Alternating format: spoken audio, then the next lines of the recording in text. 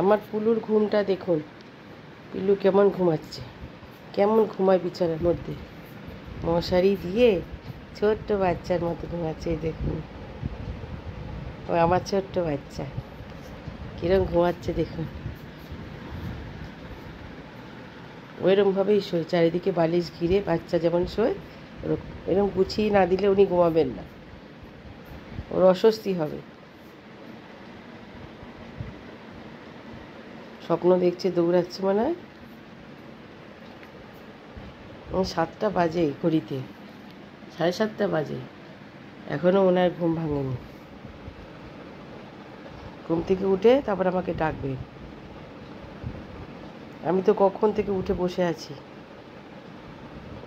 যে ও কখন উঠবে ততক্ষণ আমি কাজগুলো সেরে নিই। ও বাবা, কি আদরি ঘুমাচ্ছে। ওমা, উঠবি না? মাটা উঠবে না? উঠবে না? হিসু করতে যাবে না?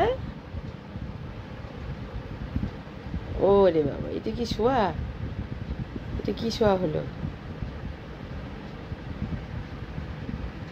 পাটা ওইভাবেই কাঁপছে, তার জন্য নানা ইঞ্জেকশান তো চলছেই, সপ্তাহে সপ্তাহে ইঞ্জেকশান পাল্টাচ্ছে। এখন হাঁটাটা ঠিক হয়েছে, কিন্তু পা কাঁপাটা বন্ধ হয়নি। ডাক্তারবাবু বললেন এটা আস্তে আস্তে ঠিক হবে, নার্ভের প্রবলেম হয়েছে। কত যত্ন করি, তাও রোগ ছাড়ে না। কি সুন্দর ঘুমাচ্ছে দেখুন আমার পুলু। পুলুর মাও ঘুমাচ্ছে।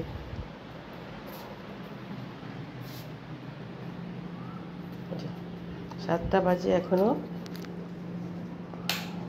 এই যে ওর মা ঘুমাচ্ছে, লালু ঘুমাচ্ছে ঘরে। ওরা যখন উঠবে খেতে দিয়ে, খেয়ে টেয়ে তারপর বেরোবে।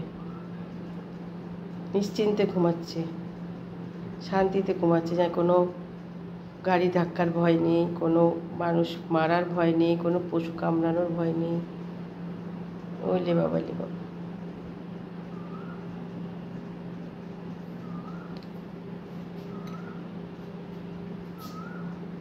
এসব প্রাণীদের যারা অবহেলা করে তারা মানুষের পর্যায়ে পড়ে না।